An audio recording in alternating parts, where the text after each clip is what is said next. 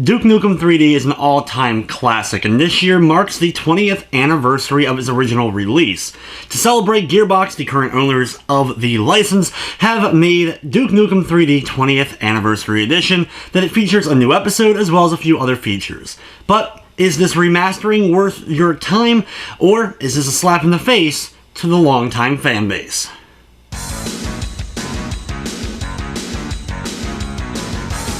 Duke 20th Anniversary Edition is just the newest of many re-releases and updates to Duke Nukem 3D since its original 1996 release.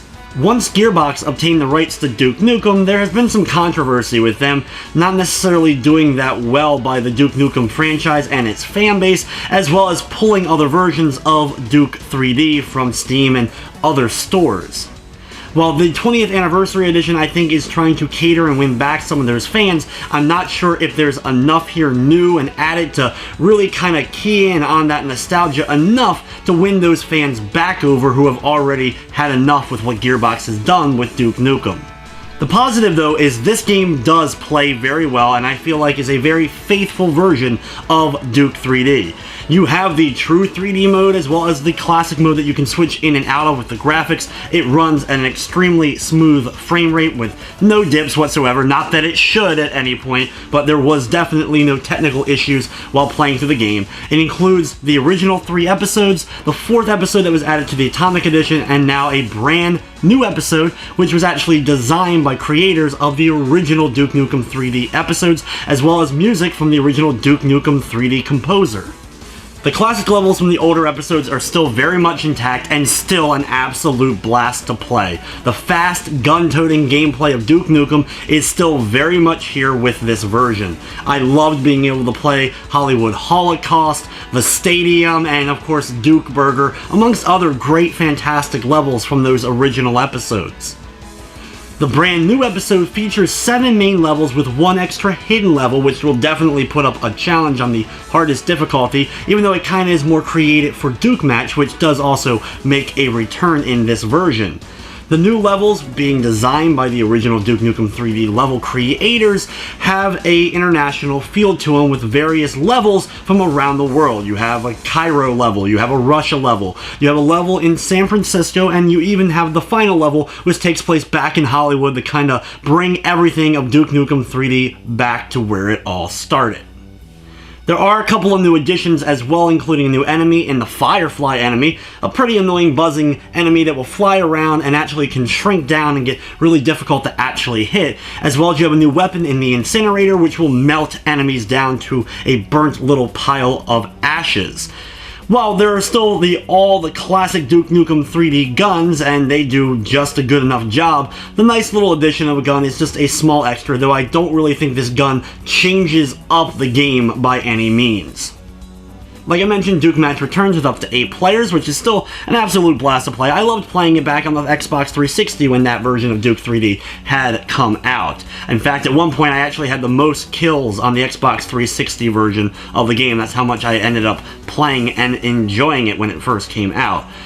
Unfortunately, there wasn't a lot of people on when I was initially playing, though the matches I finally got going, everything did end up running smoothly, but I wasn't able to get a full match going by any means. Along with Duke Match, there is a Duke Match with bots, as well as the ability to play all the episodes co-op as well.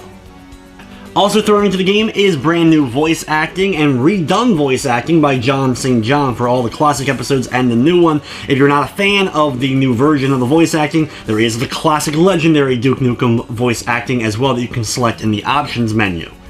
Speaking of the options menu, you get the option to turn on commentary from the creators. This will allow you, while you're going through levels, to activate these little blurbs and be able to hear director's commentary, basically.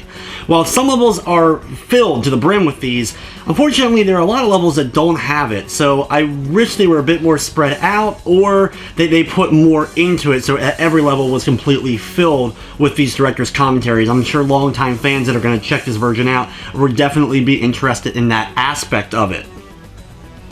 From that technical side of things, like I said, the game does run smoothly and it runs great, though it did crash on me on 2 occasions. It was both while I was loading up 2 different levels. I'm not sure what exactly caused it, but it did crash on 2 occasions during my playthrough of the game.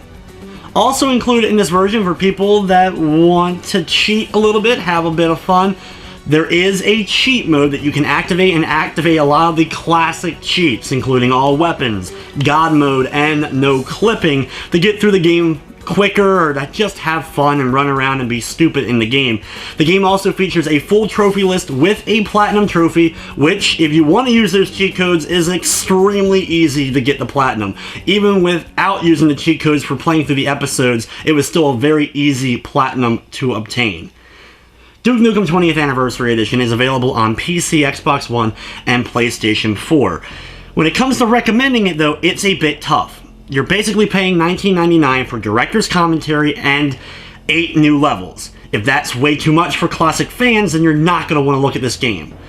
I'm sure classic fans who have been playing since the original launched, you have bought Duke Nukem so many times that it's not necessarily going to be worth it to pick it up again. I feel like this is more recommended to those who haven't played Duke Nukem 3D for a while, maybe played it all those years back in 1996 and haven't touched it since. I enjoyed playing through it again. The last time I had played through all the episodes was back when the Xbox 360 version of the game had come out, so it had been a good amount of time, and I really had a lot of fun with it. It does play well. I don't think it does anything crippling to hurt the game, the gameplay, or the legacy of Duke Nukem with this version of it. So I'm going to be giving the game an 8. But take that with a grain of salt, as I know the hardcore fans are going to be very opinionated, very nostalgia-filled, and they're probably going to give this game a lot of negativity because of everything that's happened with Gearbox and just everything with Duke Nukem over the last few years. So, with that said though, guys, that's going to wrap up this review. I'd like to thank you for watching, and of course, I hope you enjoyed.